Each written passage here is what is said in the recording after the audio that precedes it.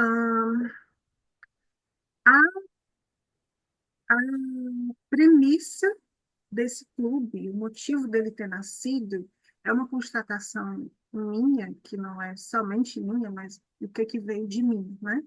O que veio de mim é que um livro junguiano, ele não se contenta em ser lido, né? Para compreender a abordagem, a teoria, e muito mais para vivenciar a prática, você não basta ler um livro junguiano, você tem que experimentar, você tem que operar com aquilo, com aquele conhecimento que está ali disposto no livro, né? Ele tem que se tornar algo seu, ele tem que é, entrar no seu sistema, adentrar no seu sistema. Dentro desse sistema, ele tem que ser transformado por você em algo seu, né? Então, um livro junguiano não se contenta em ser lido.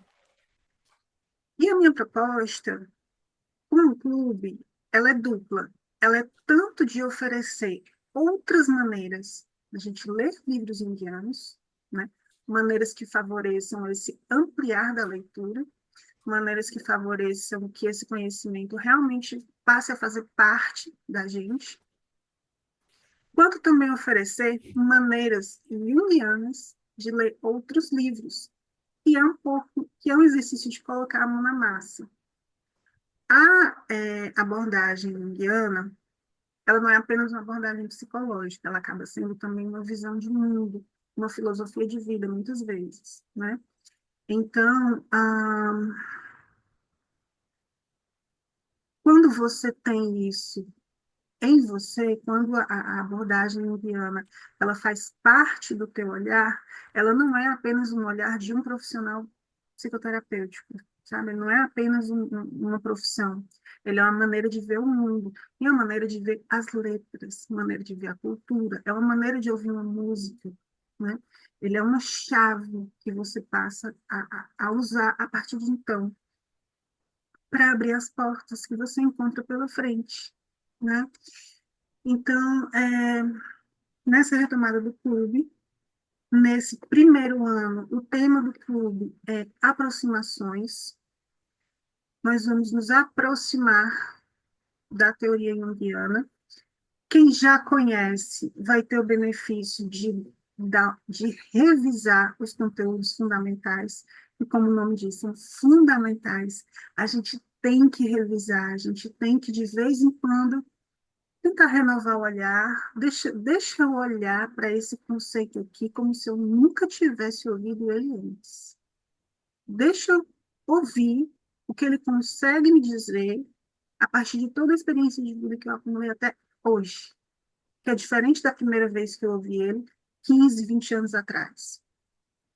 Então, o clube tem a proposta de ser acessível para iniciantes, para quem nunca ouviu falar em Jung, para quem não sabe nem escrever o nome, para quem não sabe nem pronunciar o nome, que é bem comum, né? E é também para quem já opera com a teoria, quem já tem um percurso e quer, como eu disse, renovar esse olhar e esse contato, certo? Então, a maneira como a gente vai fazer isso hoje é a partir de um livro que é A Vegetariana, que chegou na minha mão numa série de acasos, né? Eu ouvi falar da Han Kang, com certeza eu estou pronunciando esse nome errado, né? Nessa autora Han Kang, eu ouvi falar sobre ela a primeira vez quando eu vi a notícia do Nobel de Literatura, né? De 117 pessoas que já receberam esse Nobel, apenas 18 são mulheres, ela é a 18ª, então foi notícia. E é notícia também porque o estilo de escrita dela é um estilo bem. Não é blockbuster, não é de viradas e de olha só isso daqui que foi tão. Não, é um estilo ah, sossegado. É um estilo que preza por silêncios e ambiguidades, como vocês vão ver mais tarde, né? Quem não leu esse livro vai ter aqui nessa apresentação pouco de spoiler, só que o principal de spoiler, assim, o que torna o final da história eu não vou contar, né? Assim, não foi tanto que me interessou para essa análise, certo? Então, o que eu vou apresentar para vocês é o livro A Vegetariana, ele é um romance. Ele não é um livro técnico sobre vegetarianismo, ele não é especificamente sobre isso, né? O vegetarianismo, ele é um tema que entra na discussão, mas que não é o foco, né? O foco é a jornada da personagem, dos personagens que a gente vai encontrar aqui. Então, a vegetariana de Han Kang, uma maneira indiana de ler.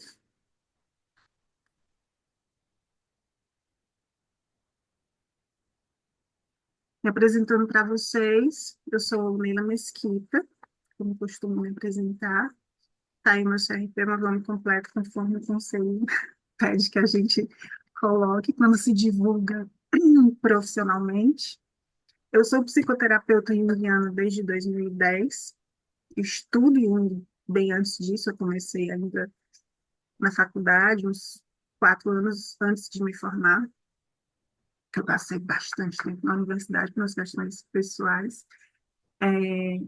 Sou supervisora, né, desde que eu me formei, alguns anos depois, eu não sei precisar quando, algumas pessoas já começaram a me procurar para que eu supervisionasse a prática, né?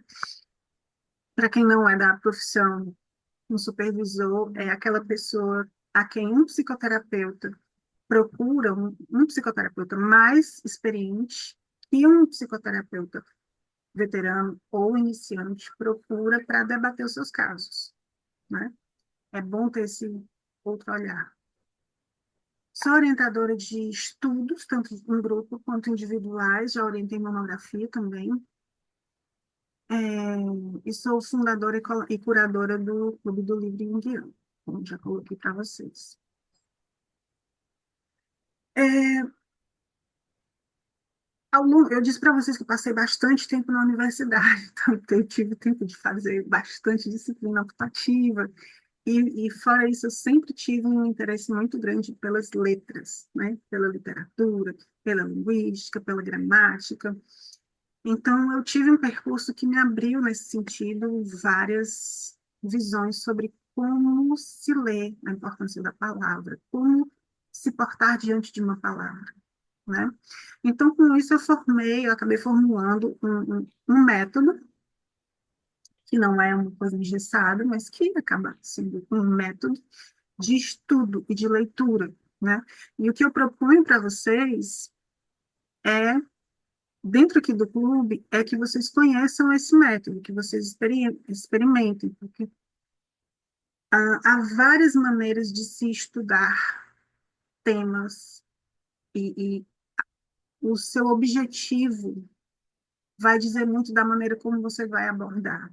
Se você está estudando psicologia para um concurso, é uma coisa. Se você está apenas lendo para fruição, é outro tipo de leitura. Se você está lendo para buscar uma transformação pessoal, é um outro tipo de leitura. Se você está lendo para encontrar uma profissão, é outro tipo de leitura. Então, as leituras de textos junguianos e as leituras junguianas de qualquer tipo de texto são leituras complexas. São leituras exigentes que vão te pedir atenção aos detalhes, mas também vão te exigir não perder de vista o geral, né? Então, é uma leitura bastante exigente, que exige tanto a síntese quanto a análise. Exige tanto o detalhe quanto o grande quadro. Então, o que eu proponho de caminho para quem está empreendendo estudo em um tema complexo, um estudo complexo de algum tema, um estudo de algum tema complexo, é fazer essa trilha. Uma primeira aproximação, uma leitura de primeira aproximação. O que é isso? Esse termo é bachelar, certo? Não inventei.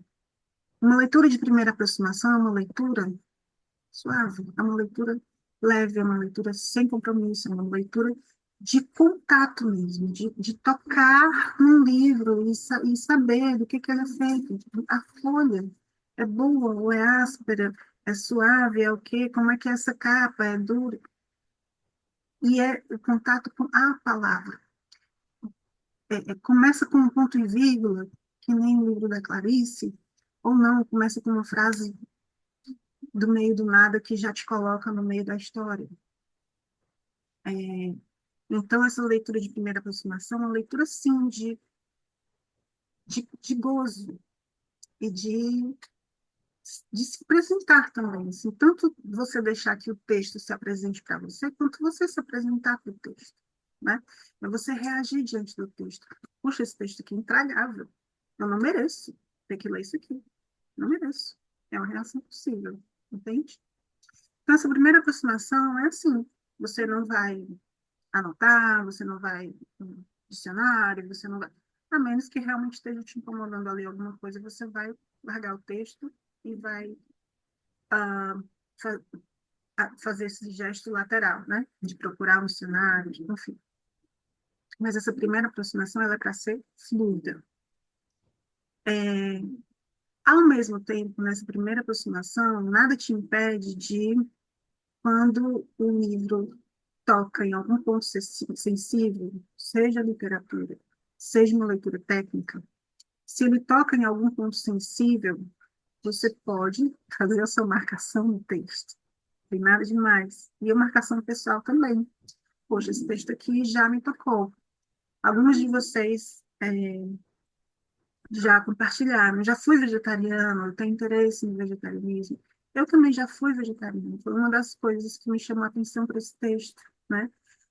Fulana de Tal, Han Kang, Nobel de Literatura. Quando eu entro lá na Amazon e boto quais são os livros dela, aparece esse título, A Vegetariana, e com uma capa que eu achei deslumbrante. Então, o título combinado com a capa, ele me chamou a atenção e nessa hora eu decidi ler esse livro, né?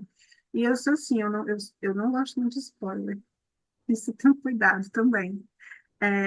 Então, quando eu decidi, se eu decidir ler esse livro, eu não vou ler mais nada a respeito dele, eu não vou ler sinopse, nada. No máximo, eu vou saber quem é o autor, né? Muito bem. Nessa leitura de primeira aproximação, também você pode fazer uma colheita de associações, né? Não indico que você vá atrás de associações. Puxa, o que que significa o vegetarianismo? Puxa, o que que significa ser mulher na Coreia do Sul, que é o país da autora, é onde se passa a história? Tem alguém com o microfone aberto, só para avisar. É, então, você pode fazer essa. Você não aconselho que você vá atrás dessas associações, mas se alguma coisa te veio, dá uma notadinha nessa primeira leitura mesmo. Por quê? Porque pode ser que numa segunda leitura você esqueça, certo? Então, essas associações que vêm na primeira leitura, eu acho importante. Ah, isso daqui, puxa, isso aqui me lembrou um sonho, aquele sonho que eu tive quando eu tinha 12 anos. Dá uma notadinha, para você não esquecer. Especialmente se for alguma coisa afetiva, que tem mais chance de você esquecer. Né? O afetivo, ele tem esse paradoxo. Tanto ele pode ser, esse afeto, ele pode tanto agir no sentido de marcar e você não esquecer, não tem a menor possibilidade de você esquecer, como pode ser exatamente uma coisa que te cega, né? E que guarda aquele conteúdo para você, guarda de você no momento. Então, depois que você faz essa primeira leitura fluida, que marca o afeto, que recebe as associações que surgirem, sem exigência, só mesmo pensa na fluidez. Aí você vai para o pretexto e para o contexto, né? O pretexto, o que que é? Qual é a editora? É a primeira tradução, não é? Quem é essa tradutora? Ah, ganhou prêmio? Qual? Pelo quê? Tem uma primeira versão? Esse tipo de coisa, né? Em que ano foi publicado? Em que ano foi escrito? Em que ano foi publicado? Às vezes dá para saber diferenças, né? No caso, como esse da Rancang, no pretexto, quem é Rancang, né? Que aí já entra um pouco também no contexto. A autora é um dos contextos do livro, né? O pretexto inteiro faz parte do contexto. Então, um- na capa do livro está lá o nome da autora. Quem é essa autora? Que prêmios ela ganhou? Ela mesma, né? Independente desse livro ter ganhado prêmios. Mas por quê? O que que chama a atenção das pessoas nessa autora? Ela escreve e ela é apenas escritora ou ela trabalha algum outro tipo de arte? Ela se formou em quê? O que que ela estudou? Enfim, a gente vai ver como é que se compara isso aqui. E aí, depois que você faz essa análise do pretexto, do que tem na capa do livro, quais são as outras informações que tem no livro a respeito dele mesmo, aí você vai para o contexto. Poxa, é uma autora sul-coreana, ela é nascida em 1970. É, dezembro inteiro eu ouvi notícias sobre o presidente da Coreia do Sul, ah, que colocou lei marcial, que voltou atrás 3 dias depois, que foi deposto, que está em processo de impeachment. Nossa, a Coreia do Sul está fervilhando. E Coreia do Sul não é aquele mesmo país ali junto com Coreia do Norte, Estados Unidos e tal, que teve guerras recentemente, sabe? Então, são coisas que fazem parte do contexto. Como é que é ser uma mulher autora, ganhadora do Nobel, sul-coreana? O que é que tem isso de específico? Em que cidade que ela nasceu? Em que cidade que ela viveu, que ela vive?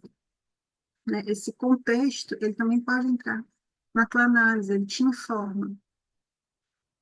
Depois dessa análise do contexto, aí eu sugiro que você entre na segunda leitura. Depois desse espaço, você entra numa segunda leitura. E é nessa segunda leitura, aí eu te recomendo você abrir um índice próprio e você abrir uma legenda própria, né? Então, por exemplo, a, a vegetariana eu li no Kindle, né? No livro físico eu faço de outra forma. Mas aqui no Kindle eu tenho uma legenda, eu tenho as marcações que são 4 cores possíveis de destaque. É, então, eu convenciono é, de laranja, que eu não quero esquecer, que assim que para mim marca um complexo, marca uma coisa que não tem importância, tipo assim, é, quando ele fala como é que ele encontrou ela na cozinha, quando ela passou a ser vegetariana, e ele, que eu estou dizendo, é o marido, certo? A gente vai chegar no resumo da história. É só para dar um exemplo. Ele fala, ela estava assim, o vestido estava assim, ela era frio, gelado, e ela com o pé descalço. Tá. Ele descreve como é que ela estava. E é tudo uma situação bem discordar e ver uma pessoa daquele jeito, uma cozinha gelada, praticamente nua, só com uma camisolinha fina. Aí ele fala tudo isso e diz, mas teve algo que me deixou arrepiado. Depois de tudo que ele falou, teve algo que deixou ele arrepiado. Foi o quê? Seu cabelo preto abundante, sem nenhum tingimento, estava todo desarrumado.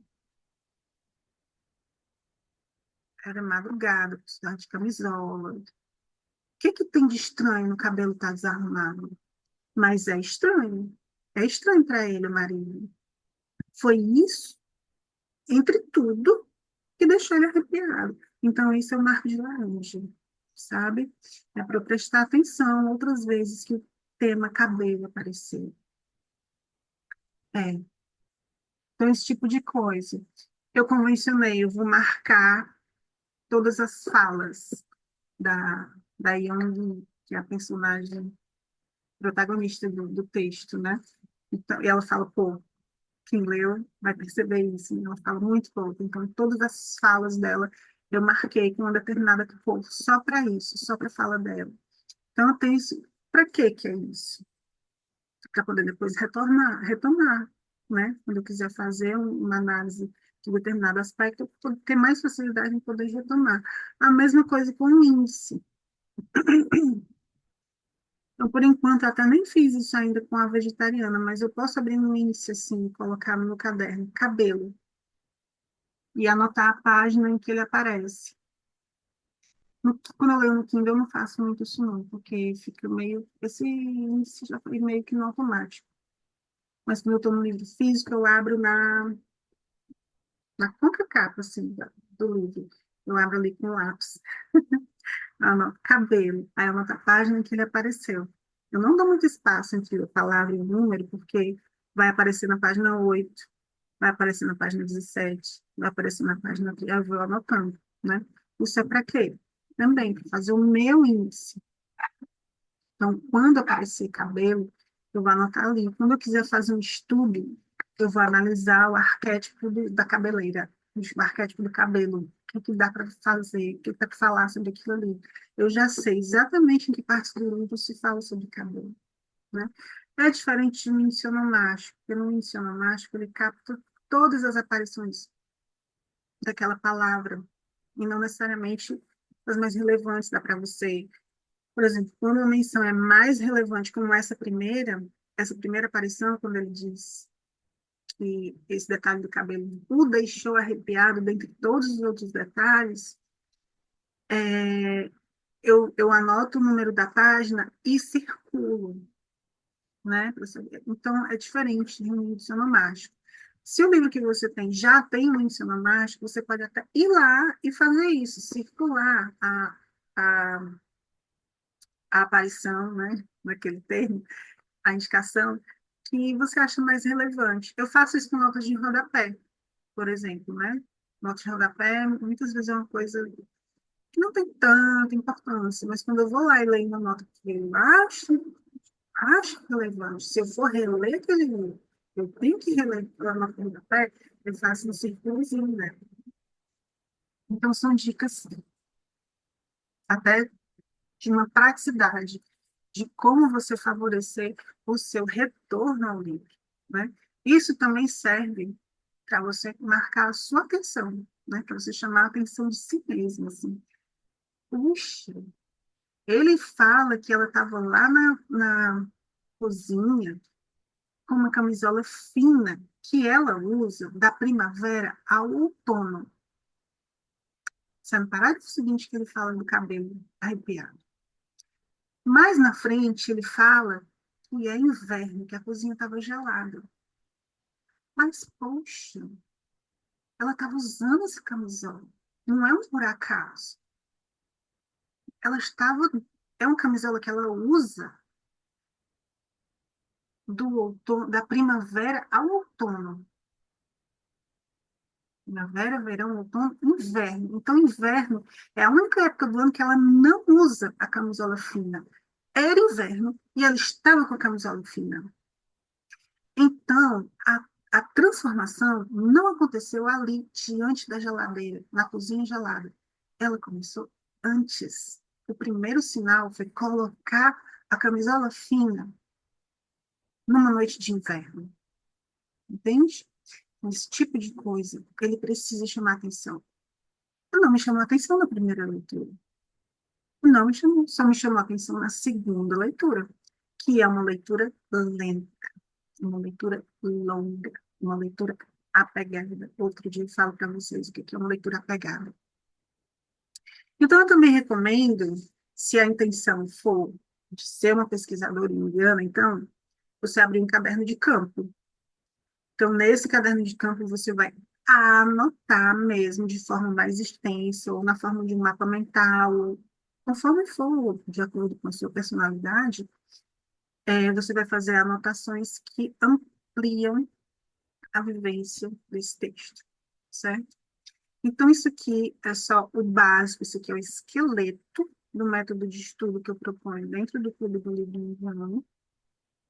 Em breve eu vou lançar um curso só para ensinar esse método para praticar com vocês. Isso aqui que eu falei, como eu disse, é o esqueleto. Tem muito mais coisa além disso, né?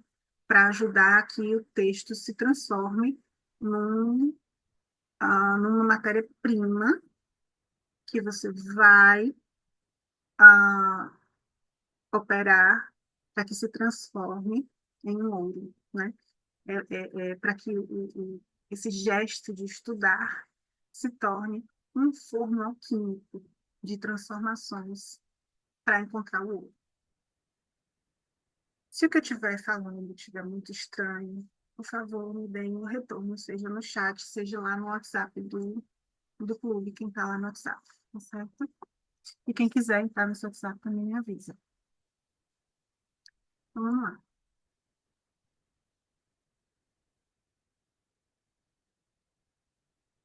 A Vegetariana é um romance, a autora é laureada e eu sublinhei porque tem a ver com a história, né? Ela recebeu muitos prêmios, ela desde a faculdade que ela recebe prêmio por contos que ela escreve.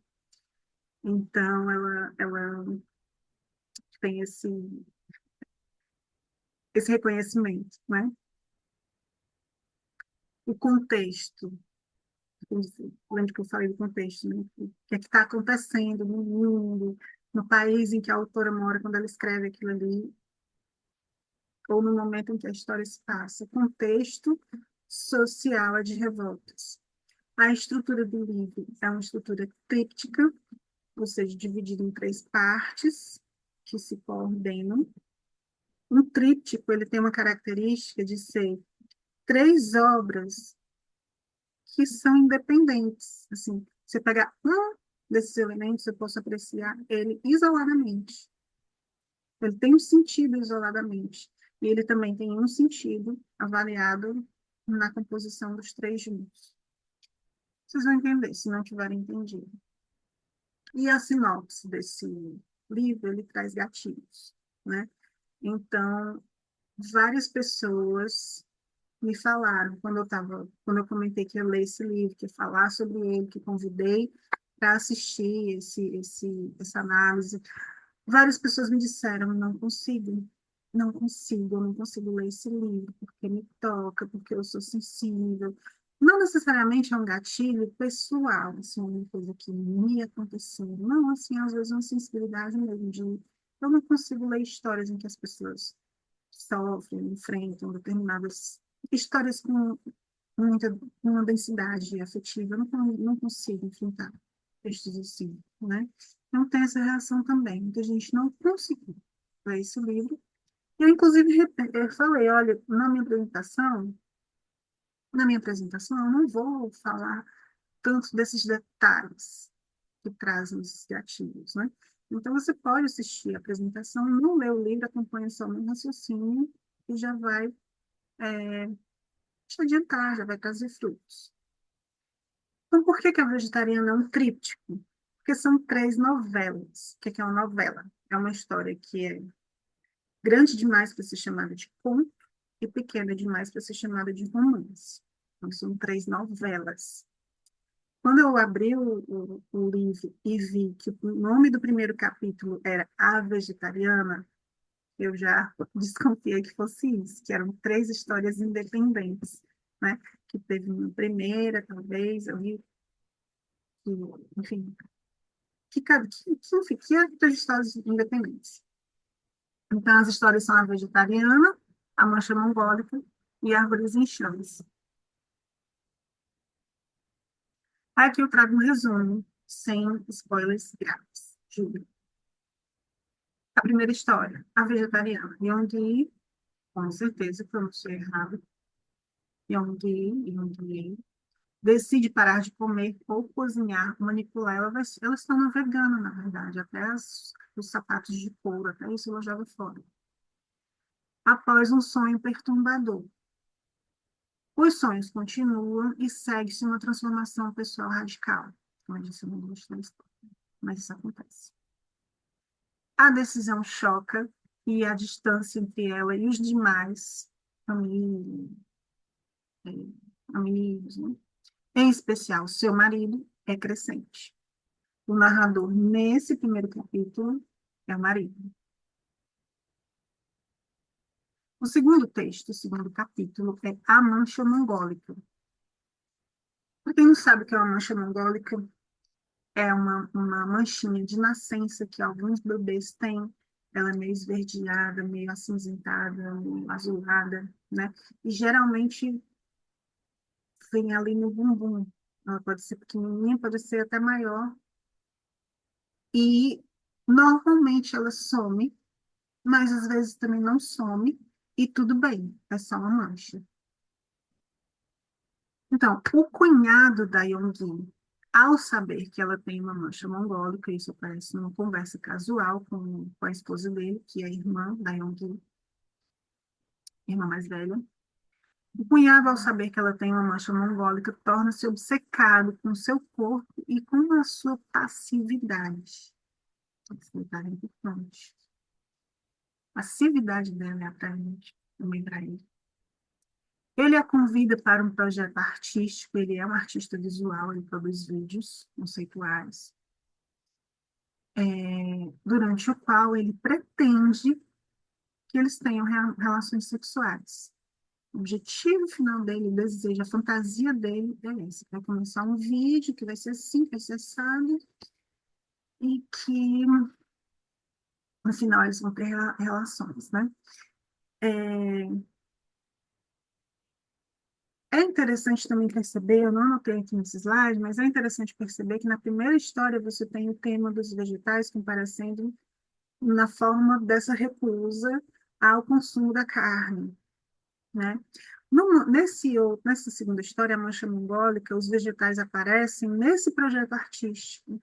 Ele tem uma fantasia, esse cunhado, de que nesse vídeo que ele vai produzir, ele vai desenhar flores, folhas, enfim, sobre o corpo da cunhada, a partir da mancha mongólica. Tem essa fantasia, essa presença dos vegetais dessa forma. É, a irmã da Yonggi, ela fica sabendo de uma certa forma, que eu não vou dar spoiler, o que está acontecendo, e a sanidade dos dois, do marido dela e da irmã, é questionada por ela, né, pela irmã. A Yonggi, porque parou de comer carne, então ela não deve estar batendo muito bem na cabeça, está muito estranha. E o marido, né, ela questiona a sanidade, porque como é que pode a pessoa estar vendo que a outra está mal e vai atrás de ter relação com ela? Não pode estar bem da cabeça. Esse é o raciocínio. O cunhado é o narrador desta vez, né? Então, nesse capítulo, a Mancha Mongólica, o narrador é o cunhado. A terceira história é Árvores em Chamas. A irmã mais velha de Yonggi resta como única pessoa próxima a ela e acompanha sua internação psiquiátrica. Jung recusa qualquer alimento exceto água e deseja se tornar uma planta. Inyi sofre, é o nome da irmã mais velha. Inyi sofre observando a deterioração. Inyi sofre observando a deterioração da irmã e reflete sobre a sua própria vida. E a narradora dessa terceira história é a irmã. E termina. Jung não narra nenhuma das três histórias que falam sobre ele. Então, a minha primeira, bom, essa é uma leitura de primeira associação, ah, uma coisa de fluidez, eu não trouxe detalhes, eu não trouxe. Ah, é importante dizer para vocês. É, o CLJ, ele se estrutura em torno dos eventos que ele se propõe fazer, certo? Então, tem um primeiro tipo de evento que é o CLJ apresenta. Esse aqui é um CLJ apresenta. O acesso a ele é público. Ele vai, depois eu estou gravando aqui essa apresentação. Vai ficar no canal do YouTube do Clube do Livro Indiano. Quem puder já siga. É, e no CLJ Apresenta, eu vou tentar reproduzir exatamente a minha leitura de primeira aproximação, como que eu fiz as minhas. a minha colheita de associações, quais foram as associações que surgiram sem esforço na primeira aproximação. As marcações afetivas, pode ser que eu compartilhe, pode ser que não, pode ser alguma coisa mais íntima. E o meu estudo do pretexto e do contexto. Então, no CLJ Apresenta, eu faço isso, tá certo? Então, isso aqui que eu estou trazendo para vocês é como aconteceu a minha leitura de primeira aproximação, como foi, quais foram as minhas primeiras associações e as primeiras hipóteses também, interpretativas, e como foi a investigação do pretexto e do contexto. Então, a primeira associação que eu fiz foi com o mito de Daphne, né? Então, eu entendi que Jung é uma Daphne. O que que fala a Daphne? É, Apolo, ele estava lá muito bem no Olimpo, né? Lá os deuses unidos e tal.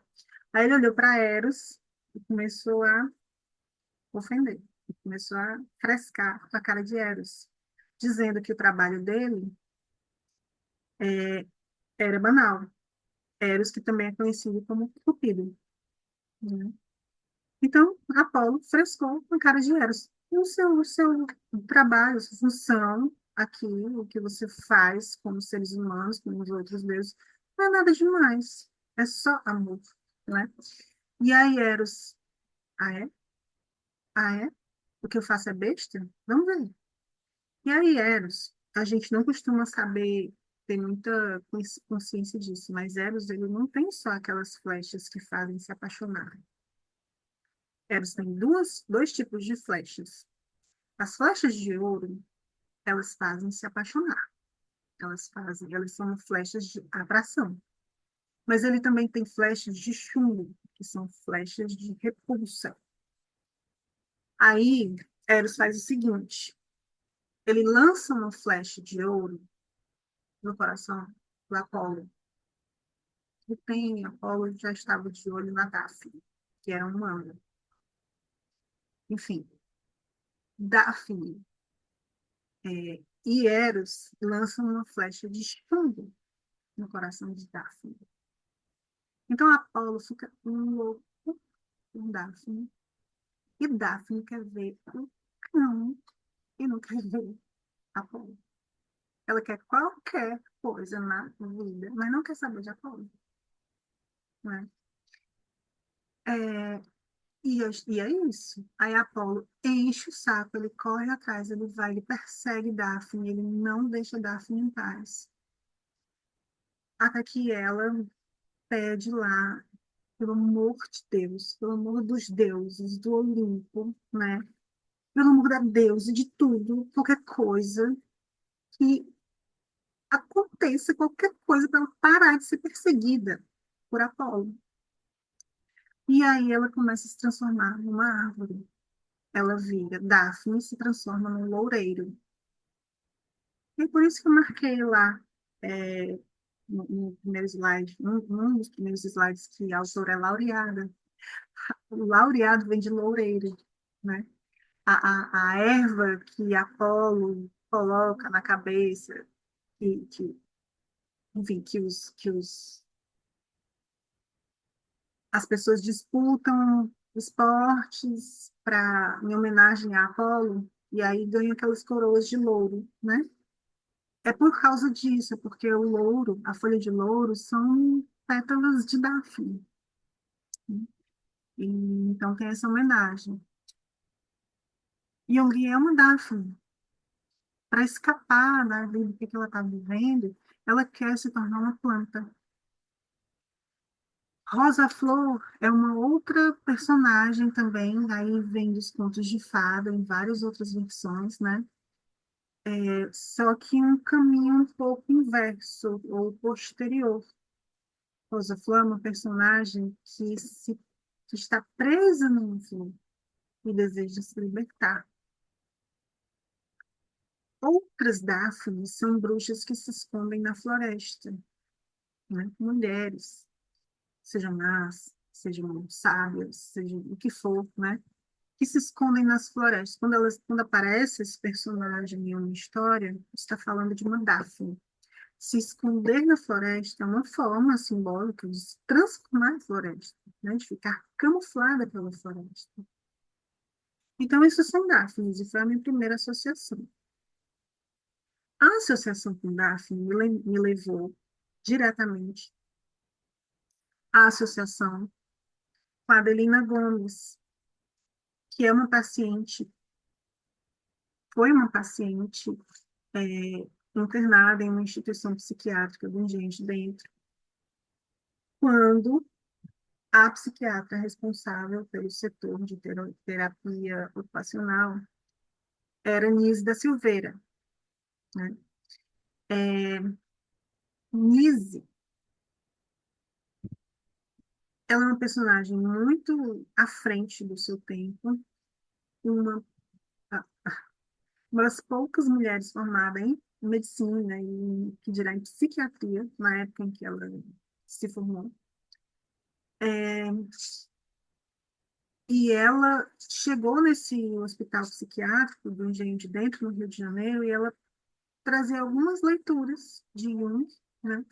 E ela pensou o seguinte, poxa, eu acredito que essas pessoas, ela trabalhava especificamente, em especial, com esquizofrênico, esquizofrênicos. Ela dizia, poxa, essas pessoas, eu acho que se elas tiverem a oportunidade de expressar, se elas conhecerem meios artísticos de expressar as imagens do inconsciente, as imagens que o inconsciente envia para elas, é, sejam sonhos, sejam fantasias, em imaginações de vários tipos, eu acho que essas imagens podem trazer algum benefício.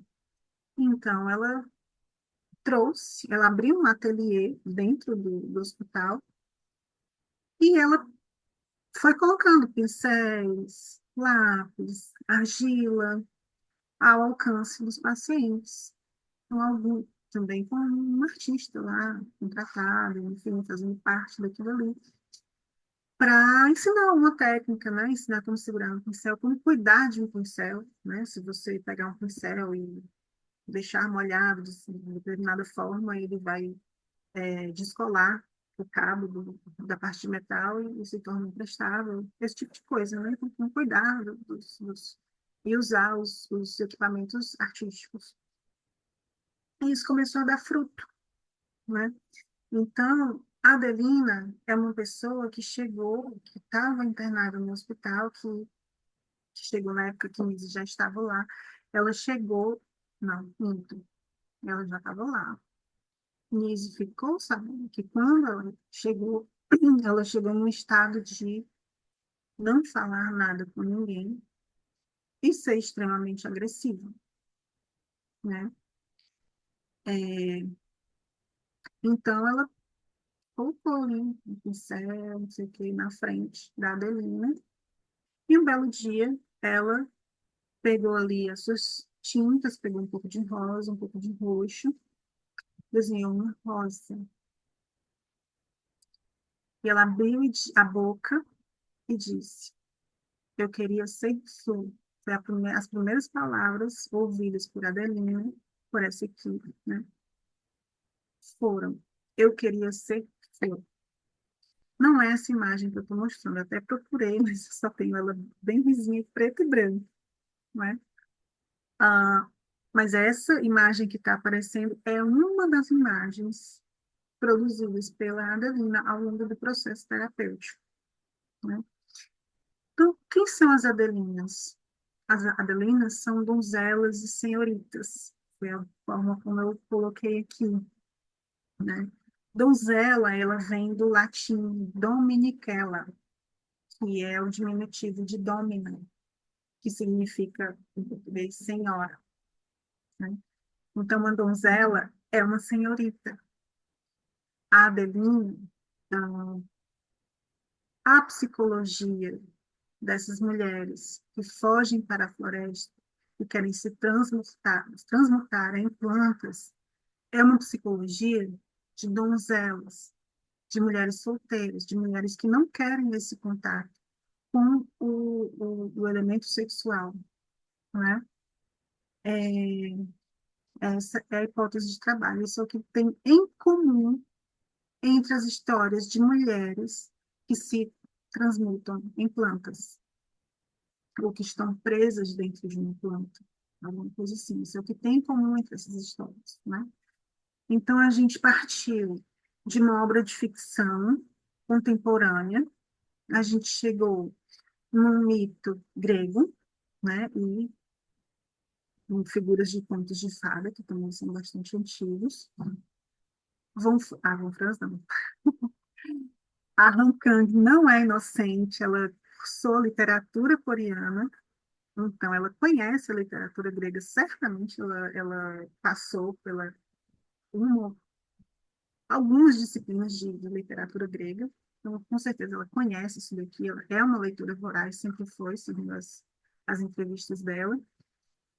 É tanto que tem um livro dela, posterior ao Vegetariana, que é o Lições de Grego, que eu vou falar mais à frente. Tem um outro que é mais recente, que é o Livro Branco, que foi lançado em 2023, que eu vi uma resenha, a pessoa dizendo que em alguns momentos lembra Antígona, né? Então, a Han Kang, ela não é inocente a respeito dos temas gregos. Então, nós temos Daphnes, temos Adelinas, que são pessoas reais que vivem esse arquétipo, esse padrão de comportamento, de fugir do sexo e buscar um, símbolos de inocência, né? Uma vida que preserva a sua florzinha. Talvez a gente possa até brincar com essa expressão. É, muito bem. E eu soube, aí eu já estou começando a explorar as minhas associações, né?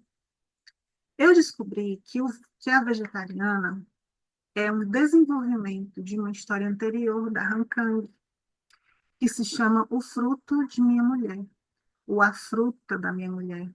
É The Fruit no inglês, né? Não sei como é que é no coreano. Então, aqui eu abri uma hipótese. Tem um livro que eu já tinha ouvido falar, conhecia só o título desse livro, que eu fiquei pensando, eu acho que vai ter a ver, eu acho que eu vou encontrar coisas que podem me ajudar a entender a vegetariana nesse outro livro de que eu ouvi falar. O livro é esse, O Feminino Aprisionado nas Frutas. Aqui a imagem cortou o nome do autor, que está logo aqui embaixo. Esse livro é do Inácio Cunha, que traduziu alguns livros da Von Franz, inclusive o Asno de Ouro, né? Para quem conhece a obra da Von Franz, é, é um cara relevante. Para quem não conhece a obra da Von Franz é uma das é, o pessoal chama de discípulo, eu acho meio besta esse nome, mas é uma das colaboradoras mais próximas e mais relevantes da psicologia junguiana, né? Ela começou a trabalhar com Jung com 18 anos de idade. E quando ela se aproximou de Jung, ele já tinha uma idade meio que avançada nessa época, né? Tem uma fotinha deles dois, ele velhinho e ela jovem.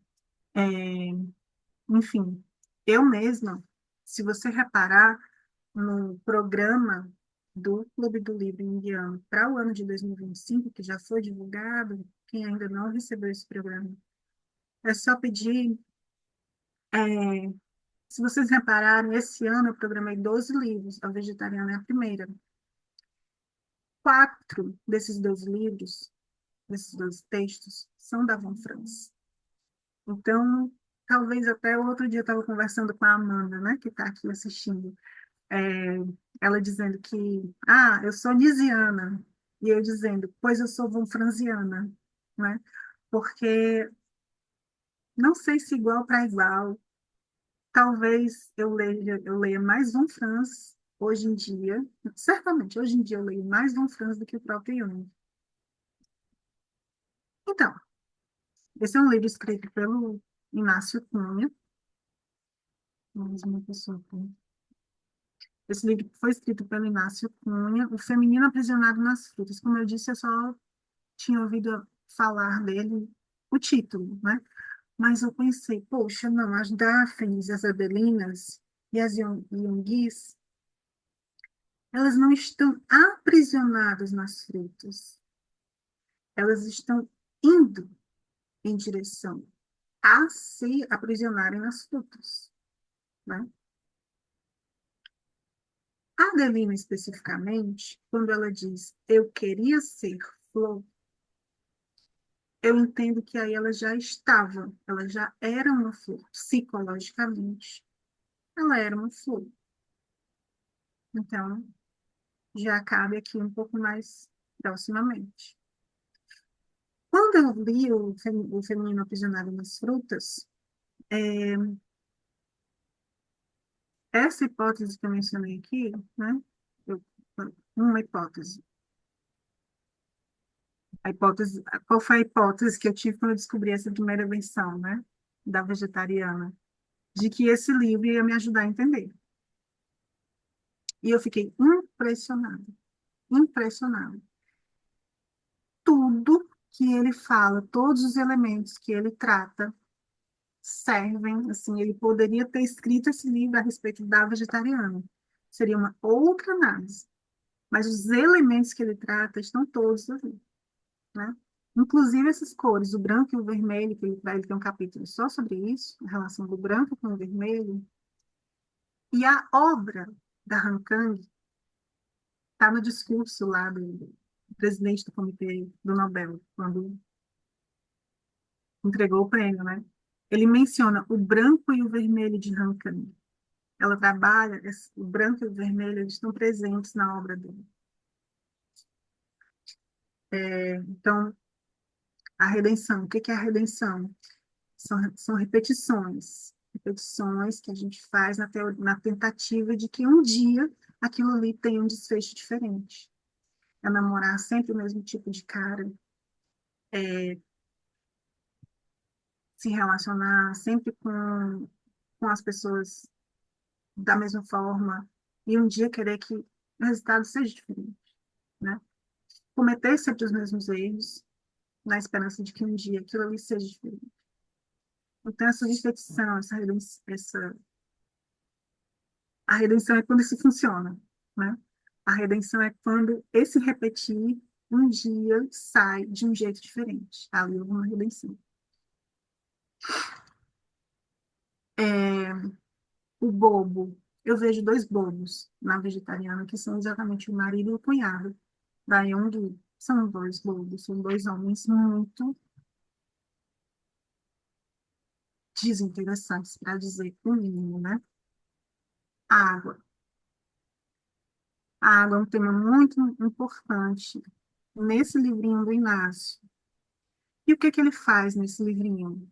Ele analisa várias versões de histórias da Moura Torta. As histórias da Moura Torta tem da Índia, tem brasileiro, tem, enfim, tem origem lá no medievo. Não, um pouquinho depois do medievo, assim, estabelecimento do cristianismo, certo?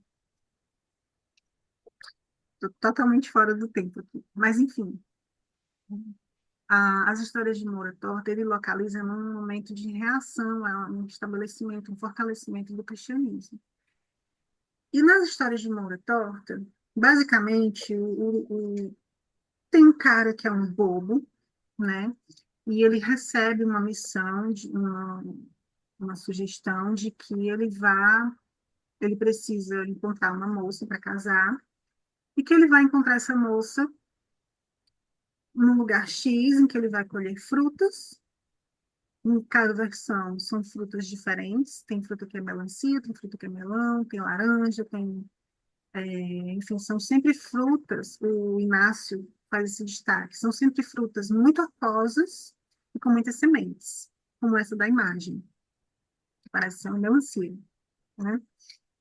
Então, esse bulbo, ele tem essa orientação de que ele vai encontrar essas frutas, ele vai abrir a fruta e de dentro dessa fruta vai surgir uma mulher com quem ele pode se casar.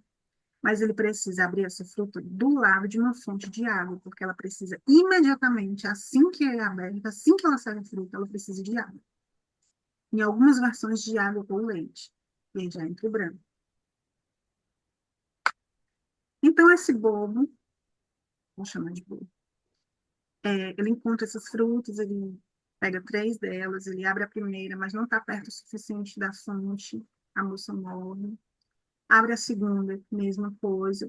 Na terceira, ele faz direitinho, finalmente. Então, ele repete o gesto, mas finalmente ele faz de um jeitinho diferente. E aí, muito bem, ele abre a fruta, sai uma moça e ele imediatamente consegue fornecer essa água para ela. Ela é uma moça linda e ela tá nua. E ele diz: Olha, você, muito bem, eu quero casar com você, mas eu não posso lhe apresentar assim para os meus pais. Eu vou em casa, vou pegar uma roupa, você me espera aqui, se esconde ali no alto daquela árvore, que eu vou trazer uma roupa para ti. Ele vai. Enquanto a moça está escondida no alto da árvore, vem uma moura, né, que é tida como uma mulher feia, uma mulher de baixo nível social, uma serva de alguém, né, toda torta. Ela é moura e é torta. Então, ela é horrorosa. Vem essa moura e ela vem trazendo lá um jarro, né, um vaso, para encher de água naquela fonte. Lembra que ele abriu a fruta perto de uma fonte? Ela vem para encher aquele vaso e levar para casa lá da senhora, para quem ela trabalha. Quando ela chega perto quando ela se debruça sobre a água para pegar, para botar água no vaso, ela vê o reflexo da moça que está escondida na árvore atrás dela. Aí ela, puxa, nossa, eu não sabia que eu era tão bonita. Ah, mas se eu sou tão bonita assim, eu não preciso trabalhar para ninguém. E ela quebra o vaso ao invés de encher. Volta para casa da senhora, para quem ela trabalha. E a senhora, você tá maluca? Pega aqui outro vaso e dessa vez encha. Não, não, não quebre novamente. Deixa de ser doida. A Moura vai, novamente acontece a mesma coisa. Ela olha, ela se debruça sobre a água, vê o reflexo da moça, mas, não, mas eu sou tão bonita, nossa, eu sou bonita, eu não preciso trabalhar. Aí quebra o vaso novamente. Mesma coisa. Vai lá, leva um carão da senhora e volta para encher o terceiro vaso. Dessa vez, a moça que está no alto da árvore, quando vê ela dizendo pela terceira vez, eu sou tão bonita, eu não preciso trabalhar, a moça que está no alto da árvore, ela ri. Ela acha engraçado, ela não consegue se conter. A Moura vê, percebe que ela está lá, aí fica chateada com a humilhação, da risada, mas, ei, vem cá, deixa eu pentear teus cabelos. E aqui eu abri um parênteses. Cabelos. Lembra que cabelo é importante na história da Yonggi? O que arrepia o marido, naquele primeiro gesto de transformação, é que o seu cabelo preto abundante, sem nenhum tipo de tingimento, ou seja, nu, estava todo desarrumado. Como é que a moura atrai a donzela para descer da árvore? Ei, vem aqui, deixa eu pentear teu cabelo. Está tão bonito o teu cabelo, mas deixa eu pentear. Aí a moça desce e a moura, enquanto alisa lá o cabelo, pega um alfinete e isso, olha, Inácio catou várias versões em várias culturas, em várias épocas, assim, séculos, né? De versões de histórias da Moura Todd. Em todas elas tem um alfinete. Em todas elas. A Moura, a Sarracena, a negra, às vezes eles chamam de negra, né? Quem melhor para receber projeções de, de, de maldade, de estranheza do que a negra em um mundo europeu, no berço não, no desenvolvimento, no fortalecimento do cristianismo, na verdade. É assim até hoje. Então, vai. Essa personagem, ela sempre pega um alfinete e crava no ouvido da donzela, e nesse instante acontece uma transformação. Em alguns contos, a donzela se transforma numa pomba, em outros eu não lembro o que que acontece. Mas, enfim, tem essa transformação. A donzela some. A Moura sobe na árvore, ou fica ali esperando, enfim. E quando esse tal desse bobo, né, que libertou a donzela da fruta, retorna com a roupa, ele estranha. Como assim? Você era tão bonita quando eu lhe deixei, e você está tão horrorosa agora? Aí ela diz, mas o que que você esperava? Você me deixou tanto tempo aqui, no alto dessa árvore, no sol, que eu fiquei queimada. Agora eu tô assim. Aí o bobo, ele cumpre, ele fica contrariado, mas ele cumpre a palavra dele. Ele casa com a Moura, pensando que é a mesma donzela que ele tinha deixado ali antes. E ela passa a viver com ele no castelo. Coisas acontecem, aí depende da versão, né? Ele descobre que tudo isso que aconteceu, né? Pombinha, enfim, às vezes a donzela virou uma fruta, que virou uma semente, que virou uma árvore mesmo, né? E aí, por algumas maneiras que no, em cada história é diferente, aquilo, né? A pombinha, a árvore, a fruta, vira novamente a donzela, e o bobo decide que vai castigar a Moura, né? Que vai matar, que vai, seja o que for. É, e o Inácio faz essa análise, né, do que significa cada um desses elementos. E aí eu chego nas irmãs. É, a Moura e a donzela, elas são irmãs. Numa psicologia, elas vão ser faces da mulher. Elas vão ser faces de uma mesma mulher, né? Elas vão ser aspectos de inocência e de esperteza, de aspectos mais negativos, né, de uma mesma mulher. E no início dessa história, no início dessa situação psicológica, estão radicalmente separados, estão radicalmente contrários, né? Então, vindo para Yonggi, eu acho muito interessante que no final você tem a narradora, uma mais velha, e a irmã mais velha como a única pessoa relacionada com a Yonggi, que me lembra exatamente essa situação. E quando a Yonggi analisa a vida das duas irmãs, você percebe muito uma relação de contrários, né? Então, a Yonggi é mais espiritada, mais questionadora quando era criança, né? E a Inê mais passiva desde criança. Então, tem esse jogo de essa relação entre as duas, né? E mesmo na idade adulta. Jung é aquela que recebe, acolhe esses sonhos perturbadores. Ela não rejeita, ela não deixa para lá. Ela dá importância para esses sonhos. E ela toma decisões a partir disso que ela recebeu. É, e para Jung, a água é muito importante. Como eu disse, chega um momento lá no Árvores em Chamas que ela fala: eu não vou comer mais nada. Eu só quero água, porque eu quero virar uma árvore, eu quero virar uma planta. E plantas não se alimentam de nada, a não ser de água, né? Ah, é isso. Então, assim, eu não vou entrar tão adentro em tudo que esse livro do Inácio trouxe de relevante, Por enquanto, eu vou ficar por aqui.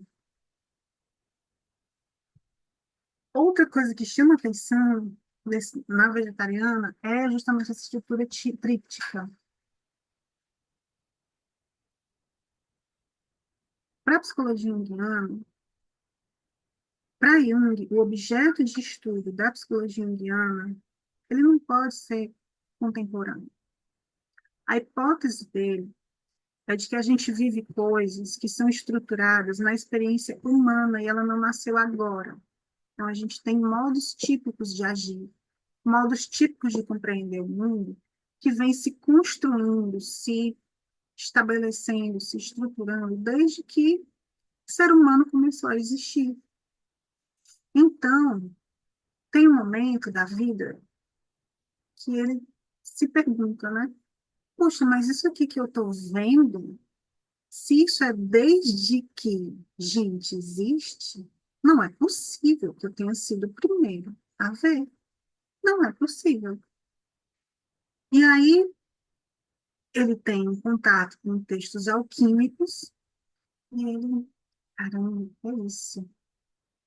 Os alquimistas e eu estamos falando da mesma coisa, né? E o que que é alquimia? A alquimia é aquela analogia que eu fiz no começo, né?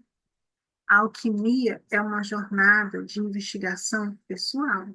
Cada alquimista encontra a sua maneira de trabalhar a matéria. Eles trabalhavam uma, é, uma abordagem um pouco mais concreta do que me faz, por exemplo, né? Eles pegavam chumbo, chumbo mesmo, né? É, ou para algum outro alquimista podia ser uma outra matéria, mas geralmente a questão começava com chumbo, matéria-prima, né? Matéria pesada, matéria sem nobreza. E aí a intenção era trabalhar com soluções, com fogo, com isso, com aquilo, e com meditações para buscar que soluções, usar soluções e misturas, né? Para transformar aquele chumbo em ouro. Para Jung, é a mesma coisa que a gente faz na vida.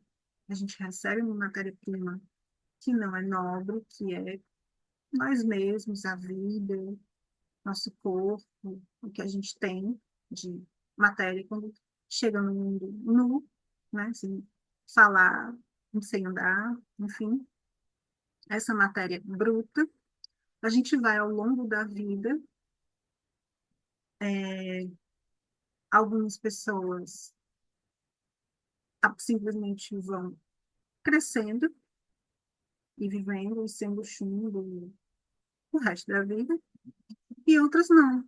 Empregam um esforço, um gasto energético, um gasto de recursos em tentar transformar aquele chumbo em ouro, em tesouro, né? Essa é uma jornada alquímica. Quando a gente se refere a uma jornada alquímica, a gente se refere a uma jornada de transformação, né? E é isso que acontece com a Jung. Ela vive uma transformação, ela vive uma alquimia, né? E uma coisa que se tem estabelecido nos estudos alquímicos e simbólicos é que o 3 chama o 4. Então, o que que é o 3? É, o 3 é o primeiro número que se refere a uma estrutura estável. Com 1, o 1 é o mundo antes de se separar terra e luz, terra e água, água e, como se chama?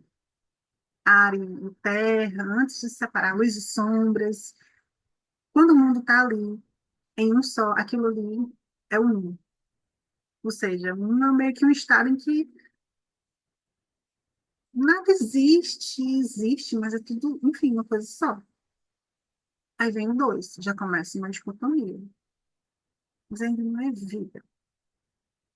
É, quando você tem o 3, aí você tem uma estrutura que se segura em pé. Imagina uma mesa com uma perna. Ela cai. Uma mesa com duas pernas. Não é uma mesa. Cai. Mas uma mesa com três pernas, aí ela já pode existir. Ela já fica em pé. Sendo que essa primeira estabilidade, ela chama uma quarta perna para ficar ainda mais estável. É assim que, assim, não é uma lei no sentido de é, eu determino que seja assim. Não, é uma observação que se percebe na natureza. Então, três chama o quatro. Como é que é uma história? O três é o que permite que uma história aconteça, que ela exista. É o que tem começo, meio e fim, né? E ele chama por um quarto, que é um leitor, é um sentido, né? O quarto, que é o que esse três chama, ele é sempre de uma natureza diferente. Ele não é apenas mais um quarto, ele é sempre uma coisa diferente, simbolicamente, né? Então, uma estrutura em tríptico, ela está pedindo uma quarta coisa. E eu reparei, assim, é, são três narradores, certo? O marido, o cunhado, a irmã. A quarta personagem, que é a Yonggi, ela não narra. As únicas falas que tem dela são quando alguém está contando uma história, né? O marido diz, aí ela me disse tal. A irmã fala, aí ela me disse tal, né? Nem sempre tem essa expressão, aí ela me disse, mas simplesmente se abre uma aspas, se abre aspas e está lá a fala da Yonggi.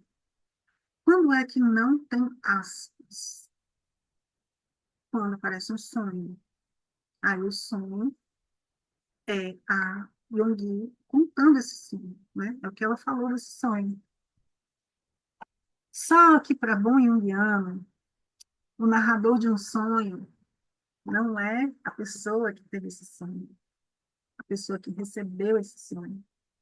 O narrador de um sonho é o si mesmo, é o centro regulador da psique, que é ele que guia essa experiência alquímica, é ele que guia a necessidade ou não de você se tornar um alquimista, né?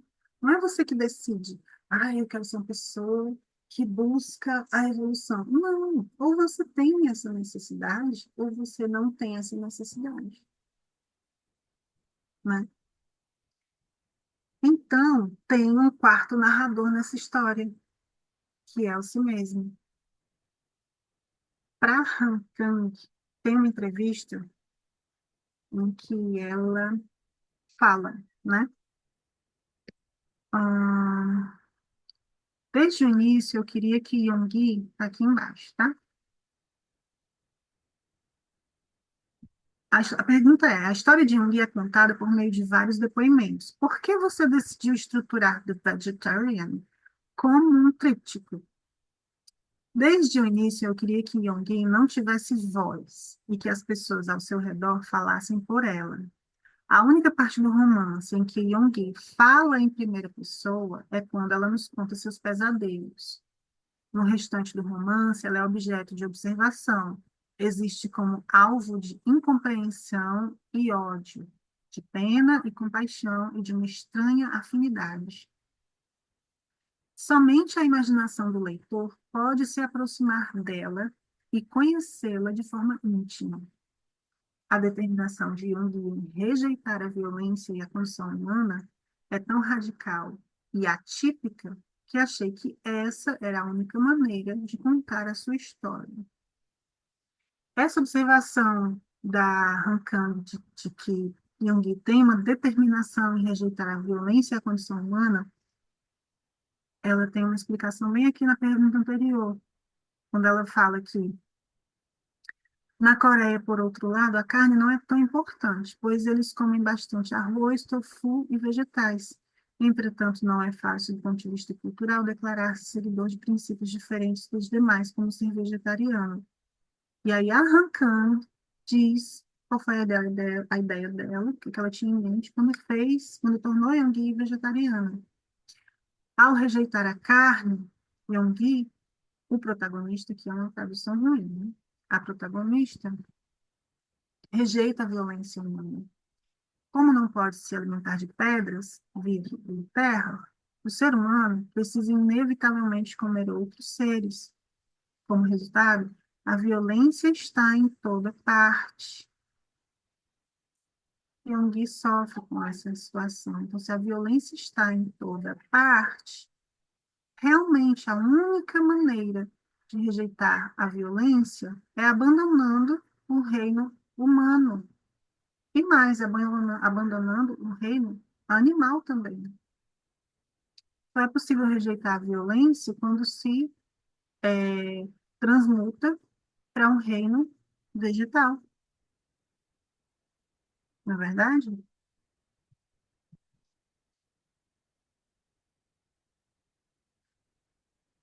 Então, Jung, dessa forma, ela se dispõe como vaso para uma transformação.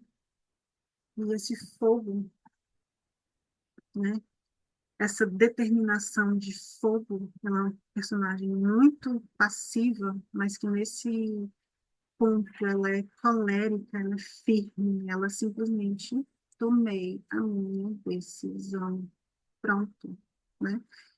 E o título da terceira história, né? Árvores em chamas. Aí um vê árvores em chamas. Enfim, é, isso é uma jornada alquímica, né? E aí o 3 chama o 4, minha gente, o 3 chama o 4. Então, termina o livro, eu não vou contar o final, certo? Mas termina o livro e você fica assim, que é esse quarto que está sendo chamado? Só tem mais alguma coisa aqui. E aí eu fui, né? Vamos lá, e fui ver. No discurso do presidente do Comitê do Nobel, ele faz um apanhado das obras principais da Rancagua e dá uma sinopsezinha de cada um deles. Me chamou a atenção esse Lições de Grego, né, que, como eu falei, conecta com a história de Daphne. Rancagua não é inocente a respeito da literatura grega. Ela, com certeza, sabe muito bem que construiu uma história ao redor do mito de Daphne. Com certeza, hipótese minha. Eu não vi ela falando isso em canto nenhum, né? Então, hipótese forte, vamos dizer assim. É, antes dela publicar, o Vegetariano, ela lançou em 2007. Em 2009, ela lança O Vento Sopra, Vá. Eu não li, eu só vi o que o presidente do Comitê do Nobel falou sobre ele, dizendo que é uma história em que uma moça se percebe em um caminho que ela necessita de uma transformação, certo? Então, em 2011, aí sim ela lança Lições de Grego. E aí, com isso, me vem uma nova hipótese. Será que Lições de Grego é o quarto capítulo da Vegetariana? Certo? Eu não vou responder essa hipótese, até porque eu não tenho esse livro, eu não encontrei ele para ler. Ele foi publicado em português pela editora Don Quixote em 2023, está aqui a capinha dele, e ele está esgotado. Mas eu levantei essa outra hipótese. Para quem quiser, eu lanço esse convite de investigar isso também, se achar que faz sentido. Será que Lições de Grego é o quarto capítulo da Vegetariana? Aquele quarto capítulo que, como eu falei, é diferente, vem com uma natureza diferente, não é uma repetição, é uma transformação de fato, né? Eu vou voltar aqui só um pouquinho. Uma coisa que me chamou a atenção no Feminino Aprisionado nas Frutas, em relação à vegetariana, é que me parece que o Inácio está investigando aqui o que, que acontece depois da pessoa virar planta. A vegetariana e a história da Adelina são histórias de mulheres que querem se transformar em plantas. É assim que a Adelina chega no ateliê da Miss da Silveira. Aqui no Feminino Aprisionado nas Frutas, o Inácio vai falar de como é que essa mulher sai de dentro dessa fruta, sai de dentro dessa planta. Ou seja, como é que pode se dar a cura dessa situação psíquica de aprisionamento. Então, vamos para a sinopse. E o Anders Olsson, presidente do Comitê Nobel, me traz sobre a lição de grego. Uma jovem que, após uma série de experiências traumáticas, né, que ela está vivendo um divórcio, viveu um divórcio recente e perdeu a guarda do filho, certo? Uma jovem que, após uma série de experiências traumáticas, perdeu a capacidade de falar, conecta-se com seu professor de grego antigo, que está perdendo a visão. A partir de suas respectivas limitações, um frágil caso de amor se desenvolve. O livro é uma bela meditação sobre perda, intimidade e as condições últimas da linguagem.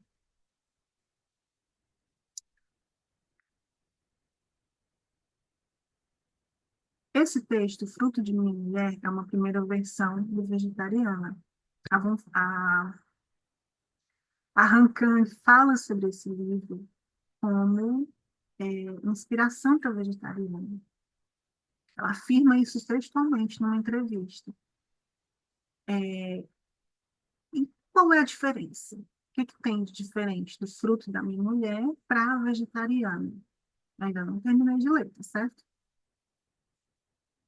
E quem tiver dentro do VIP, que é a estrutura pagante do CLJ, né, vai ter acesso a uma tradução minha desse texto. Em Fruto de Minha Mulher, desde o começo da história, isso não é spoiler, a não ser que você rejeite spoiler da primeira linha do texto, você vê que esse casal que tem o Fruto de Minha Mulher, ele é um casal bem mais comunicativo, né? É um casal que também o narrador é o marido aí, mas na história desse narrador, ele traz um diálogo, ele traz um cuidado, ele traz uma atenção, ele traz uma sensação de ser compreendido pela esposa, que são coisas que o narrador da Vegetariana não traz. Então, aqui tem uma relação bem mais próxima. E no Fruto de Minha Mulher, são só esses dois personagens, pelo menos até agora, eu estou quase no final. E são só esses dois, é esse casal. A história é a história desse casal. Inclusive, até agora, nada aconteceu fora do apartamento deles. Então, tem essa grande diferença. Dá para você ver que no Vegetariano ela evolui para mais personagens, então a história ganha um outro equilíbrio, é, e esse aspecto, e o silêncio, ela desenvolve bem mais de silêncio no Vegetariana do que aqui, sabe? Uma coisa também que me chama a atenção no Fruto da Minha Mulher, pelo título, ele me traz a ideia de uma gravidez, né? O fruto da minha mulher. E se a gente for para a vegetariana, na segunda leitura, dá para perceber o seguinte: quando é que acontece esse momento em que, de repente, Yonggi se torna vegetariano? Vou só achar aqui para vocês. O marido fala, né? Aquele era nosso quinto ano de casamento, nosso quinto ano de casados. Já que desde o começo não movíamos de paixão um pelo outro, nem havia por que sentir nenhum desgaste. Tínhamos postergado a gravidez para depois de comprar esta casa, no outono do ano passado. Eles compraram a casa no outono do ano passado, e eles tinham combinado, ó, quando a gente comprar a casa, aí a gente vai ter um filho. Uma vez comprada a casa, ele disse, e então comecei a achar que estava na hora de ouvir alguém me chamar de papai. Mas em fevereiro último, ou seja, no inverno, de madrugada, encontrei minha esposa na cozinha, de pijama. Até aí, eu nunca tinha pensado que nossa vida pudesse sofrer a mínima transformação. Então, tem uma gravidez aqui também, na vegetariana. Uma gravidez que não aconteceu, mas que estava na hora de acontecer. E aí ela se transforma. Ela se transforma para rejeitar carne. E carne, minha gente, tem dois sentidos, não tem? Ela também passou a recusar fazer sexo comigo.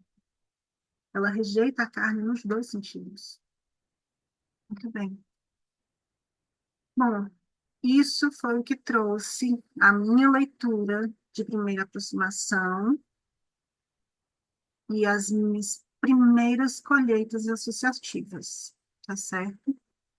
Essas associações, elas vão ser ampliadas em um outro evento daqui a 2 semanas, que se chama CLJ Amplia. O CLJ Amplia, ele está acessível para as VIPs. Quem são as VIPs? São as pessoas muito importantes que pagam pelo acesso ao CLJ. As VIPs vão ter esse encontro daqui a 2 semanas com a ampliação desse material que eu trouxe aqui e vão receber também um caderno de campo, que é um caderno em que eu organizo essas referências e organizo as referências, dou indicações de textos para ler, se quiserem, não tem um prazo, certo? Mas fica de indicação para seguirem com a investigação. E nesse caderno de campo também eu vou colocar algumas provocações, sabe? Algumas perguntas para ajudar a pessoa a entrar no texto, a se sentir, se colocar tocada pelo texto. Enfim, nada invasivo, espero, né? Mas são perguntas que procuram levar além da simples leitura, né? Muito bem, então quem é Rancane, passando aqui para a investigação do pretexto, a Rancane foi descrita em um dos textos que eu encontrei sobre ela como quietamente subversiva. Ela traz silêncio e ambiguidade no texto dela. Ela é filha de um novelista.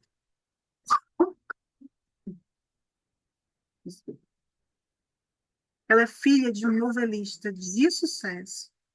Eu acho que isso tem influência na história de uma escritora de sucesso que vai ganhar o Nobel. Ela é nascida em Gwangju, na Coreia do Sul, em 1970, e ela é uma multiartista. Ela trabalha com música, ela trabalha com artes visuais também. Contexto social em que ela viveu e em que se passa a história, no fim das contas, né? A Coreia do Sul, ela vive já há algumas décadas uma crise democrática e sexual, certo? Chama muita atenção na biografia da Han Kang essa revolta de Gwangju, também chamada de Massacre de Gwangju, que aconteceu em 1980, quando ela tinha 10 anos. Perceba que é na mesma cidade em que ela nasceu, né? Ela saiu dessa cidade com 9 anos, se mudou para Seul, mas no ano seguinte que ela saiu da cidade aconteceu esse massacre. O que que foi esse massacre? Por que que chama de massacre? Porque as forças militares assassinaram milhares de estudantes e civis manifestantes desarmados. Por isso que é um massacre. E tinha um cunho o protesto era em favor da democracia.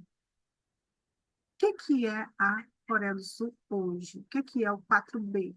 Eu não sei se aqui todo mundo já ouviu falar no 4B, o movimento das mulheres coreanas, sul-coreanas, que está acontecendo. O movimento 4B é um movimento de. Os Bs são 4 palavras em coreano, certo? Que eu não vou saber reproduzir. Mas o 4B é recusa a gravidez, recusa a namorar com homens, recusa a casar com homens e recusa a fazer sexo com homens. É um movimento de afastamento dos homens, certo? Tem inclusive conflitos internos. Tem gente, tem mulheres advogando pelo afastamento total e completo dos homens, inclusive amizade, inclusive relações de trabalho. Se você tem uma empresa, não atenda homens, esse tipo de coisa, né? E tem outras não, que que se firmam nos 4Bs, nesses quatro repulsos, nesses quatro recusas. Ou seja, as mulheres sul-coreanas de hoje em dia estão fazendo esse movimento de se preservar, de rejeitar essa carne masculina. A rejeição da carne, o vegetarianismo, o afastamento dos homens, e mais especificamente a violência masculina, vamos combinar, ela não precisa ser um sintoma de uma dificuldade psíquica. Na verdade, pode ser uma solução. Todo sintoma é uma oportunidade de cura de alguma outra coisa, não é verdade? Então, assim, um movimento como o 4B, ele não acontece do nada, ele é uma consequência. A situação sexual na Coreia do Sul já tem algumas décadas que vem se tornando insustentável. A diferença salarial entre homens e mulheres é a maior entre os países asiáticos. Eles têm, inclusive, uma licença parental, vamos dizer assim, que pode ser gozada por homens e mulheres, que é extensa, mas que os homens não tiram essa licença. E mesmo porque as mulheres, elas não querem, porque quando os homens ficam em casa, eles não fazem nada da casa. Eles não realizam trabalhos domésticos. Então, está cada vez mais abrindo-se um abismo entre homens e mulheres, especialmente os jovens sul-coreanos. Os jovens cada vez mais conservadores, mais exigentes de que as mulheres exerçam os seus papéis tradicionais de esposa, de cuidar da casa, de ter filhos, assim como o marido da Young estranha que ela está começando a falhar nesses papéis. Ele espera esse filho, ele espera um café da manhã feito assim que ele acorda, ele espera que a esposa lhe dê o seu, me cumprimente quando ele chega do trabalho, e ela passa a não fazer mais, tipo, ela passa a não ligar, não dá muito mais importância para ele. Ela, sabe, ela não, ele não é mais o centro da vida dela. Talvez se fosse colocar dessa forma, né? Ele era, se não se tem muito sobre a situação psicológica dela, como eu disse, ela só se fala a respeito dela, né?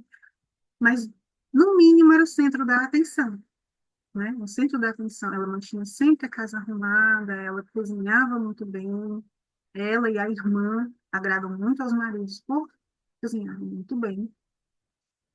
E, de repente, ela joga toda a carne de casa, inclusive em guias caríssimas que ela tinha ganhado da sogra, da mãe dela, né? A sogra dele. Joga no lixo, ela joga fora todos os sapatos, como eu já tinha comentado, fica apenas com um tênis azul escuro. E tem um podcast que eu gosto muito, que é o This Jungian Life, essa vida junguiana, né? O último episódio, que ainda nem terminei de ouvir, é exatamente sobre sapatos, né? É muito interessante, recomendo para quem puder ouvir. Os sapatos são aquilo, resumindo grosseirissimamente, mas os sapatos são aquilo que separa a gente da vida instintiva. São a única coisa que separa a gente de pisar na terra, com os pés nus. E evolutivamente o ser humano adotou a escolha de não engrossar os seus pés, né? Assim, os animais têm pés que parecem cascos, assim, né? São cascos, né? As patas dos animais, dos cachorros que a gente tem, dos gatos, eles têm almofadas, a gente não tem, as nossas almofadas são super delicadas. Isso é uma escolha evolutiva, não é uma escolha, né? Mas é uma consequência de comportamentos que a gente vai adotando e os que são selecionados, bom, essa história aí que todo mundo conhece, né? Mas a nossa evolução nos trouxe a viver no mundo de uma forma que a gente precisa proteger os nossos pés, senão a gente se machuca, né? Então, a única coisa que restou para proteger Pyongyi foram esses tênis azul escuro, que não, que não tem um significado social de estar bem arrumada, de estar caprichada, de estar de riqueza. Não tem esse significado, né?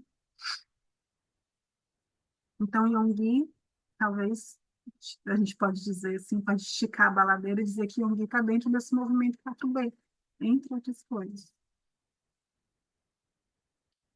Aqui é o diplomazinho do Nobel, da Han Kang, né? Dentre os três textos que estão dentro do vegetariano, o primeiro que ela publicou foi A Mancha Mongólica, apenas ele, e ele ganhou o prêmio. Foi publicado em 2005, daí em 2007 ela lança o Vegetariana como coletânea das três histórias. O Fruto da Minha Mulher é um texto de 2004, não sei, ele é mais antigo. Ele é 10 anos mais antigo que a Vegetariana, é isso mesmo. O Vegetariana, ele ganha em 2016, quando ele é publicado para o inglês, ele é publicado para o inglês em 2016, e aí ele ganha um prêmio super importante, que é esse Man Booker. E com esse prêmio Man Booker, a Han Kang e o Vegetariana ficam conhecidos no mundo inteiro. Inclusive, ela teve no Brasil, em 2021, na Flip, nesse evento dentro da Flip, 2021, que se chamava Vegetalize, em que ela foi chamada para conversar com a Adriana Lisboa, que é uma outra autora brasileira. E por que que ela ganhou? Ela ganhou o Nobel pelo Vegetariana, porque eu fiquei assim, né? Eu não conhecia ainda como é que funcionava o Nobel. Eu fiquei, por qual livro ela foi premiada? Mas o Nobel não é assim, pelo menos o dela não foi assim. Ela foi premiada pelo conjunto da obra, ela foi premiada por sua intensa prosa poética que confronta traumas históricos, e ela tem um livro chamado, sim, mas ela tem um livro só sobre o massacre de Dojiu. Acho que é um livro, não é um livro. Por sua intensa prosa poética que confronta traumas históricos e expõe a fragilidade humana. Então, ela tem em vários outros textos. O único livro que eu li dela foi A Vegetariana, e estou lendo agora O Fruto da Minha Mulher.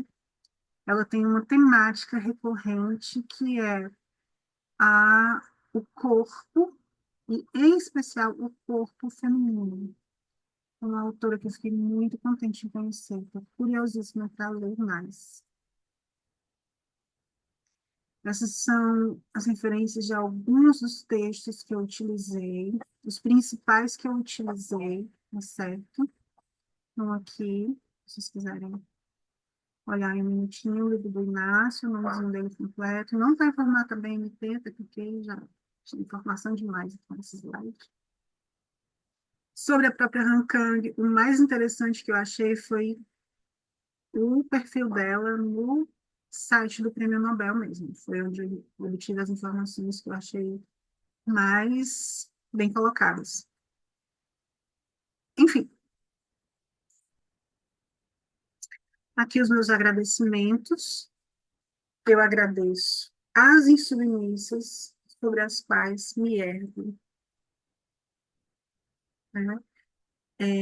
Tenho um projeto de estudar a psicologia da mulher, um projeto pessoal meu, né? Um interesse já bastante antigo, talvez meio que eterno na minha vida, e que dentro do clube eu pretendo caminhar nesse sentido. Eu convido a quem quiser entrar no clube, partilhar dessa jornada, dessa pesquisa, mas a minha premissa é de que a mulher é um ser humano completo. Então, da mesma forma que a gente estuda textos que falam sobre o masculino, e a gente abstrai ou relativiza e percebe lá alguma coisa que fale sobre a psicologia de todos e de todas, eu convido você, a partir dos estudos sobre o feminino, que você enxergue o que tem ali que você pode é, captar a respeito do masculino e de todas as pessoas que existem, e, enfim, do ser humano, né? É, tem um formulário de boas-vindas para quem quiser ingressar no clube. Nesse formulário, eu peço telefone, peço e-mail, peço algumas informações a mais. E à medida que as pessoas vão respondendo a esse formulário, eu vou enviando um caderno de boas-vindas. Nesse caderno, eu falo um pouco mais sobre esse meu interesse, como que esse meu interesse não precisa ser o seu interesse, né? Então, se você pretende estudar, se o seu foco dentro da psicologia junguiana é arte, que seja, a gente vai conseguir construir junto, não, o meu interesse ser outro não vai impedir que eu te dê ferramentas e que a gente discuta, que você aproveite nos mesmos textos que eu estou enxergando o meu foco de atenção, você vai conseguir enxergar o seu foco de atenção, né? Então, nesse caderno de boas-vindas, eu faço essa ressalva, falo um pouco sobre o programa do ano, falo um pouco sobre cada um dos livros e qual é a proposta, tá certo? Muito obrigada também por quem assistiu até aqui, quem ainda vai assistir a gravação que eu vou deixar disponível, sejam bem-vindos. Para entrar no clube, o valor promocional, o valor atual, o valor de lançamento é de R$ 200 pelo ano, né? Se você entrar em março e pagar esses R$ 200, você vai ficar para fevereiro do ano que vem, né? Então, é nesse esquema. Quando você entrar, a sua entrada, né, válida, a sua estadia vai ser por um ano. Para quem preferir, não tiver esse valor disponível todo de uma vez, é possível fazer uma contribuição mensal, que está em R$ 25, e aí você participa, recebe os materiais, acessa o CLJ Amplia daquele mês específico, daquele livro específico que você fez a sua contribuição, tá certo? Então, sejam bem-vindos ao CLJ. Aqui nós oferecemos outras maneiras de ler livros indianos e maneiras indianas de ler outros livros. Segue os contatos.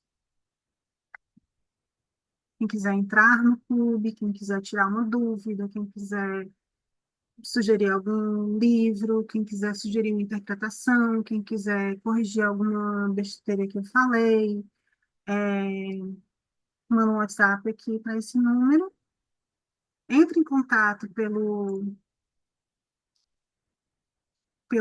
aqui é o perfil do Instagram, você pode seguir lá o perfil, falar comigo lá pelo direct, e você pode me enviar um e-mail. Muito, muito obrigada. É isso, né? Amiga, que perfeição. Que maravilhoso. Parabéns. Que lindo. Nossa, eu tô aqui, tipo, sabe aquele. Eu tô literalmente o emojizinho da cabeça que estoura assim. Pá! Uau. Ai, Eu Carol, estou vou muito chorar. feliz de fazer parte, muito, muito feliz de fazer parte. Quando vocês falaram no grupo sobre a vegetariana, eu não consegui acompanhar muita informação e eu estou super feliz de acordar aqui bem bonitinha, feliz da vida, 5 da manhã, para estar aqui com vocês. E olha, muito obrigada mesmo. Já vou compartilhar isso aqui para chamar todo mundo, porque olha, 10 de 10, meu de mil, amiga. Você arrasou. Muito, muito, muito obrigada por isso.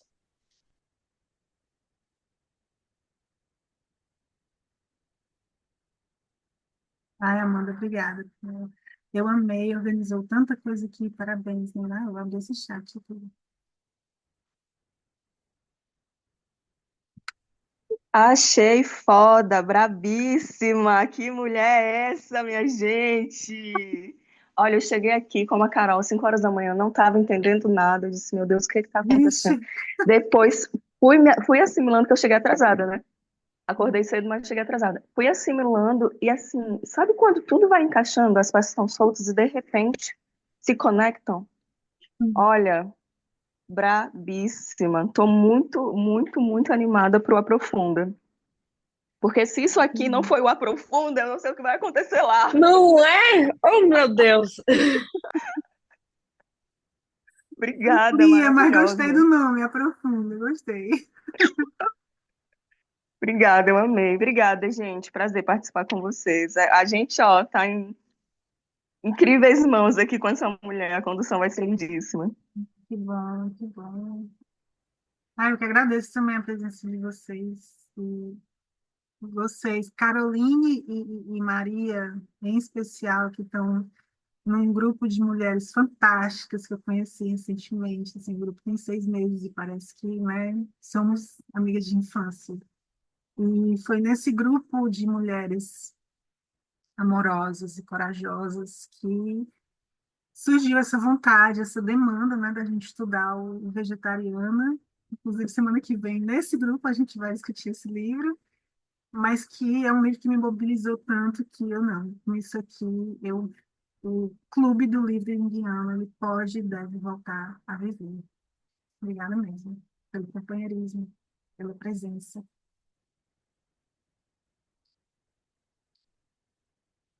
Luísa comentou aqui no chat que não pode ligar o microfone. A Carolina falou que a capa é linda. A gente teve que sair, mas vai ficar gravado. Ah, qual podcast? A Maria perguntou. This Young in Life. É isso que você perguntou, Maria? É um podcast sobre psicologia analítica. É muito bom esse podcast. Fantástico. O azul escuro representa a intuição. Muito bem, é isso mesmo. Boa contribuição. A Simara teve que sair. Eveline, perdi, que pena, sou apaixonada pelo livro, embora não entenda nada de psicanálise, volto no próximo, Neila. E Eveline saiu. Vou tentar, né, pegar aqui o contatinho dela para avisar que fica gravado e que ela assista depois. Então, é isso. Mais alguém quer falar alguma coisa? A Amanda já escreveu, né? Vou encerrar a gravação.